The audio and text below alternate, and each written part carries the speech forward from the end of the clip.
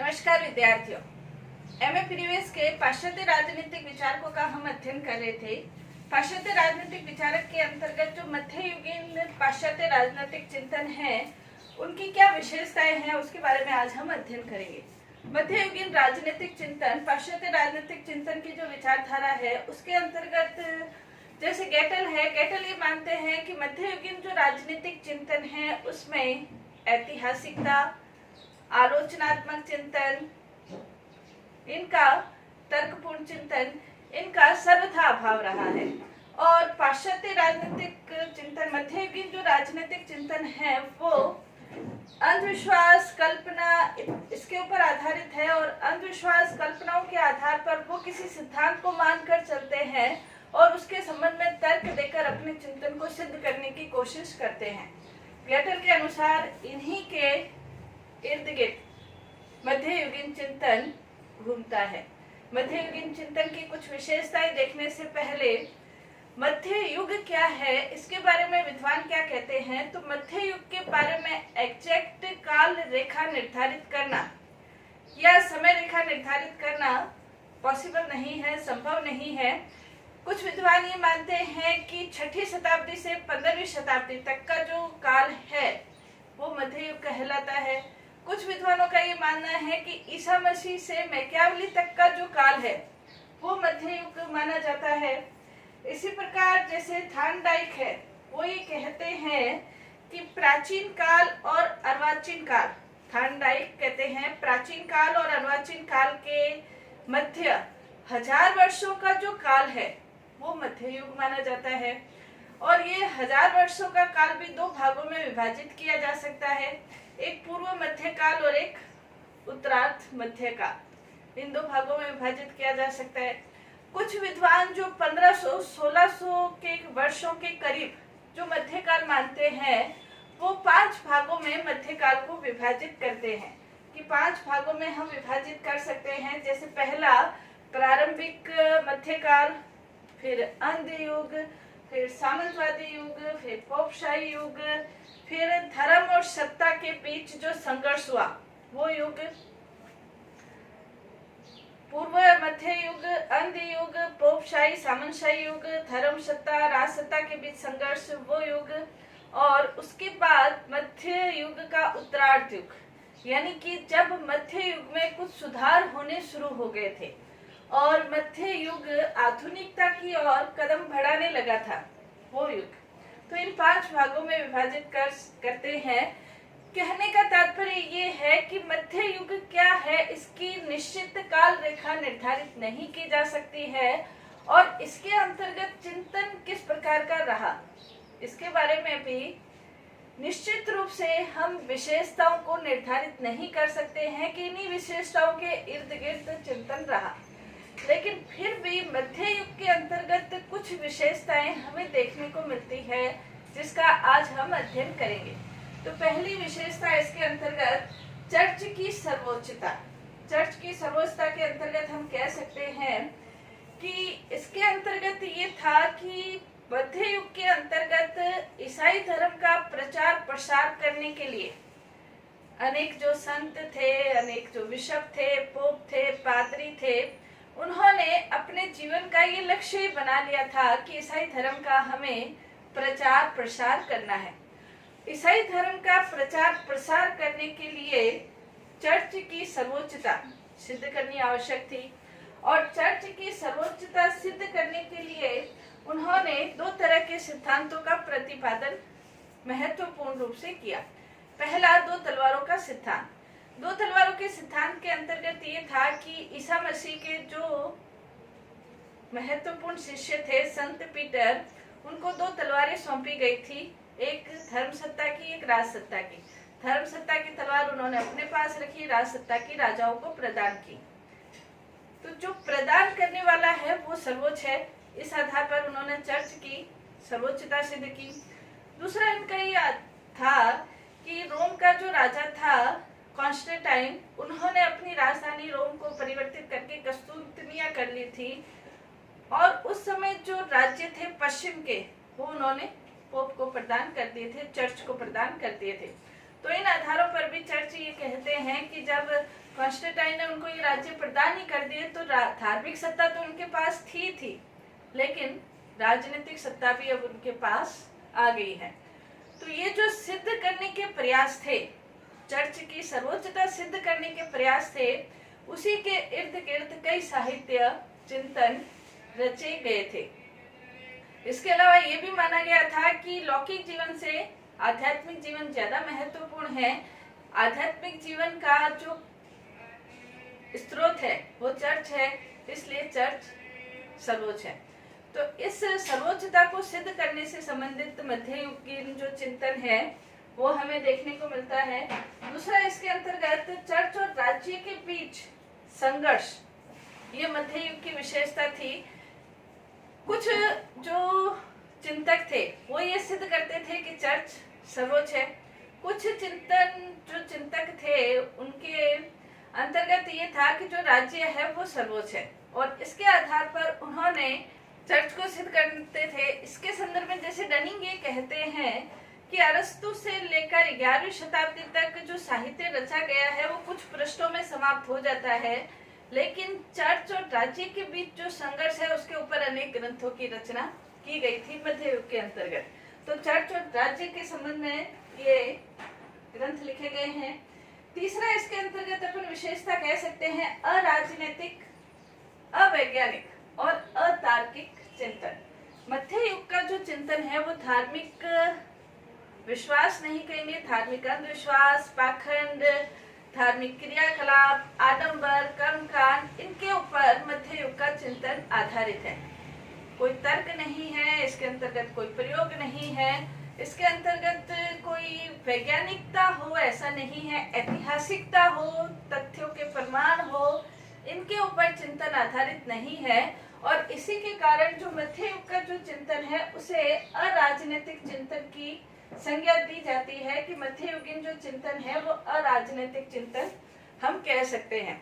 इसके अंतर्गत जो चिंतन की विशेषता है अवैज्ञानिक, अतार्किक, यानी कि बिना किसी तर्क के उन्होंने अपनी किसी कल्पना के संबंध में किसी सिद्धांत का निर्माण कर लिया, और उस सिद्धांत निर्माण में उन्होंने खुद ही अपनी कल्पना के आधार पर उसको सिद्ध करने की कोशिश की। वैज्ञानिक रूप से कोई तथ्य दे, प्रमाण दे, ऐसा उस युग के अंतर्गत यानी कि मध्य युग के अंतर्गत ऐसा चिंतन नहीं था। इसलिए उस युग के चिंतन को हम कह सकते हैं कि ये अराजनीतिक, अवैज्ञानिक ने ये कहा है कि ये युग अराजनीतिक युग, जैसे डनिंग कहते हैं, था। नेक्स्ट इसके अंतर्गत है सार्वभौमवाद का विचार। सार्वभौमवाद के अंतर्गत हम ये समझ सकते हैं कि इसके अंतर्गत जो ईसाई विचारक है वो ये चाहते थे कि जो ईसाई धर्म का प्रचार है वो पूरी दुनिया के अंतर्गत फैले, और इसके अंतर्गत उन्होंने एक तत्व या सिद्धांत बताया था, रेस पब्लिक क्रिस्टियनिया, यानी कि ईसाई धर्म की सार्वभौमिकता। देश क्रिश्चियन मतलब ईसाई धर्म की सार्वभौमिकता के संबंध में उनका ये विचार था, रेस पब्लिक क्रिश्चियनिया करके विचार था। तो इसके अंतर्गत कुछ ऑगस्टाइन जैसे जो विचारक थे वो तो स्पष्ट रूप से ये मानते थे कि जो सारी दुनिया के मनुष्य है वो एक ही नस्ल के हैं, और जो चर्च है वो उसके अंतर्गत सभी मनुष्यों का अधिकार है, ऑगस्टाइन जैसे विचार। इसके अलावा जो ईसाई धर्म है वो एकता, समानता, इनके ऊपर आधारित था, और वो ये भी मानते थे कि सभी जो मनुष्य है, जो उनको अपना शरीर जो प्राप्त हुआ है वो ईश्वर के द्वारा प्राप्त हुआ है, और ईश्वर के द्वारा प्राप्त होने के कारण ये जो दुनिया के सारे मनुष्य हैं वो आपस में भाई भाई है, यानी कि जो परमात्मा है वो सभी का पिता है। परमात्मा, गॉड इज फादर, सभी का पिता है, और सभी का पिता होने के कारण सारे जो ये मनुष्य आपस में भाई भाई है, इसलिए इनके बीच किसी भी प्रकार का झगड़ा, लड़ाई होना नहीं चाहिए।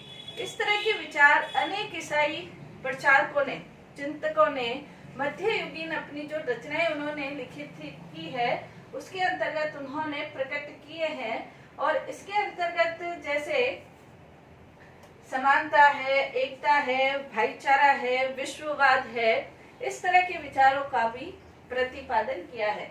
नेक्स्ट इसके अंतर्गत राजतंत्र की प्रधानता। मध्ययुगीन जो चिंतन है, उस समय मध्य युग में अनेक प्रकार के राजतंत्र थे। जर्मनी, फ्रांस, स्पेन, यूरोप के राज्य, यूनान के राज्य, रोम के अनेक जो राज्य थे उसमें राजतंत्र की प्रधानता थी। तो उस समय का जो चिंतन था वो यही सिद्ध करते थे कि राजतंत्र महत्वपूर्ण है, क्योंकि उस समय विज्ञान का इतना आविष्कार नहीं हुआ था, तो लोकतंत्र के बारे में लोगों को इतनी जानकारी भी नहीं थी। राजतंत्र के ऊपर उनका चिंतन आधारित था और राजतंत्र को सही सिद्ध भी करना चाहते थे। और अनेक उदाहरणों के माध्यम से, जैसे उन्होंने ये उदाहरण दिए कि जैसे शरीर का संचालन आत्मा के द्वारा होता है, वैसे राज्य के द्वारा भी, राज्य का संचालन भी एक राजा के द्वारा होना चाहिए। जैसे मधुमक्खियों के अंतर्गत रानी मधुमक्खी सर्वश्रेष्ठ है, वैसे राज्य के अंतर्गत राजा सर्वश्रेष्ठ है। इस तरह अनेक उदाहरणों के माध्यम से उन्होंने राजतंत्र की जो महत्ता है वो सिद्ध की, और वो ये चाहते थे कि राजतंत्र प्रणाली के अंतर्गत ही लोग अपना जीवन, राजनीतिक जीवन व्यतीत करें।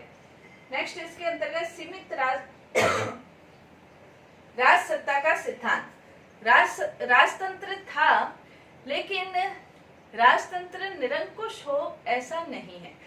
राजतंत्र के अंतर्गत भी सीमित राज सत्ता का प्रयोग राजाओं के द्वारा किया जाता था। सीमित राज सत्ताओं का प्रयोग के उदाहरण जो हमें मिलते हैं वो जैसे राजा का राज्याभिषेक होता था, तो राज्याभिषेक पूरे हर्षोल्लास के साथ, उत्साह के साथ राज्याभिषेक किया जाता था। और उस राज्याभिषेक के अंतर्गत राजा के द्वारा प्रतिज्ञा ली जाती थी कि मैं प्रजा की रक्षा करूंगा, प्रजा का पालन करूंगा। तो जो राज सत्ता है, प्रजा की पालन की प्रतिज्ञा का मतलब जो राज सत्ता है वो मर्यादित थी। दूसरा, राजा को जो सत्ता प्रदान की जाती थी, अनेक चिंतकों की रचनाओं में इस तरह के विचार मिलते हैं कि राजा ने राज्याभिषेक के समय पोप के द्वारा जैसे उसको राज तिलक दिया जाता था, अपनी सत्ता वो प्राप्त करते थे। तो पोप के नियमों के अनुसार चलने की, कि उसके अनुसार ही वो अपना राज कार्य संपादित करेंगे, तो ये भी राज सत्ता के ऊपर एक मर्यादा थी। इसके अलावा जो धर्म थे, नियम थे, कानून थे, उस समय जो बने हुए थे, उससे राजा भी मुक्त नहीं था। राजाओं को भी वो रीति रिवाज, वो परंपराएं, वो कानूनों का पालन करना पड़ता था। तो अनेक चिंतकों की रचनाएं इसका प्रतिपादन करती है कि जो राज सत्ता है वो सीमित राज सत्ता। नेक्स्ट इसके अंतर्गत प्रतिनिधियात्मक शासन का सिद्धांत प्रतिपादित किया गया था। प्रतिनिधियात्मक शासन का मतलब जनता के द्वारा प्रतिनिधि चुने जाए और उसके द्वारा शासन कार्य किया जाए। ये प्रतिनिधियात्मक जो शासन था वो धार्मिक क्षेत्र और राजनीतिक क्षेत्र दोनों के अंतर्गत था। धार्मिक क्षेत्र और राजनीतिक क्षेत्र के अंतर्गत होने के कारण धार्मिक क्षेत्र में जब पोप की नियुक्ति होती थी, तो पोप की नियुक्ति के लिए जो चर्च का एक मंडल बना हुआ था उसके द्वारा पोप की नियुक्ति होती थी। इसके अलावा जो परिषद बनी हुई थी उसके द्वारा पोप के कार्यों का निर्धारण किया जाता था। और ये परिषद और ये मंडल पोप के न सिर्फ निर्वाचित करते थे बल्कि उसकी शक्तियों का भी निर्धारण करते थे। और यही मंडल राजा, जनता के द्वारा जो चुने हुए प्रतिनिधि है वो भी उसमें शामिल होते थे, और वो राजा के चुनाव में, निर्वाचन में अपनी महत्वपूर्ण भूमिका निभाते थे। तो कहीं कहीं कुछ रचनाओं के अंतर्गत प्रतिनिधियात्मक जो शासन है उसके भी विचारों का दिग्दर्शन हमें देखने को मिल जाता है। इसके अलावा जन प्रभुसत्ता का विचार, जो जन प्रभुसत्ता का विचार है वो भी मध्य युग के अंतर्गत हमें देखने को मिलता है। तो इसके अंतर्गत जैसे मार्सिलियो है, ऑक्सफोर्ड है, ये इस प्रकार के जो विचारक है, निकोलस है, एक्विनास है, मार्सिलियो, निकोलस, एक्विनास, ये मध्य युग के विचारक है। ये कहते थे कि राजा को अपनी सत्ता जनता से प्राप्त होती है, यानी कि राज सत्ता का जो अंतिम स्रोत है वो जनता है। तो प्रभु सत्ता जनता से प्राप्त होती है, तो सर्वोच्च जो है वो जनता होगी। तो जनता की जो प्रभुसत्ता है उस पर विचार किया जाता था। यदि राजा जनता के अनुसार कार्य नहीं करे, जनता की भलाई के लिए कार्य नहीं करे, तो जनता संप्रभु है, राजा को हटा भी सकती है। इस प्रकार के मार्सिलियो के निकोलस में इसमें इनके ये विचार प्रकट होते हैं। एक्विनास की रचनाओं में भी इस तरह के विचार हमें देखने को मिलते हैं। इसके अलावा सामूहिक जीवन की अनिवार्यता। उस समय मध्य युग का जो युग था उसके अंतर्गत सामूहिकता अनिवार्य थी।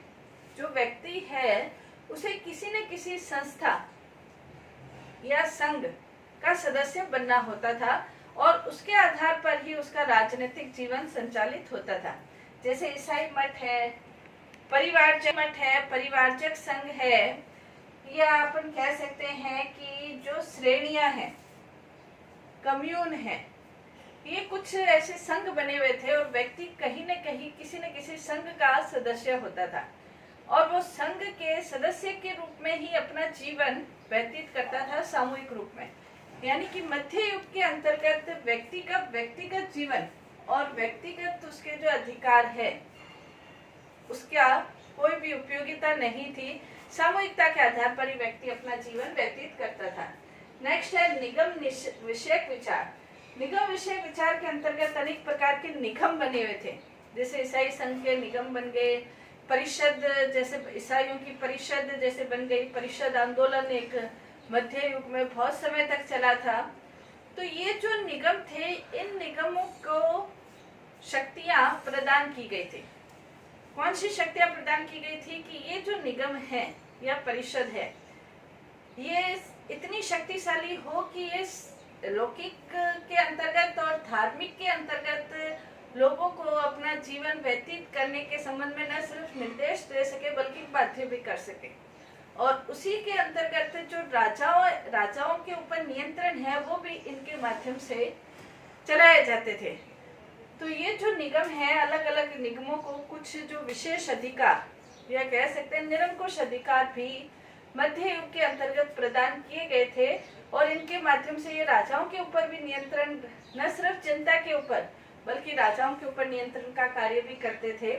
यानी कि निगमों का हम कह सकते हैं कि निगम धीरे धीरे आगे चलकर बहुलवाद के अंतर्गत भी परिणित हो गए थे। यानी कि संप्रभुता एक में निर्धारित नहीं होकर अनेक क्षेत्रों के अंतर्गत बंटी हुई होती है। तो ये निगम व्यवस्था भी मध्य युग के अंतर्गत उसके चिंतन की एक विशेषता थी। तो मध्य युग का जो चिंतन है, उस क्या चिंतन था, उसकी विशेषताएं क्या थी, उसका आज हमने अध्ययन किया। धन्यवाद।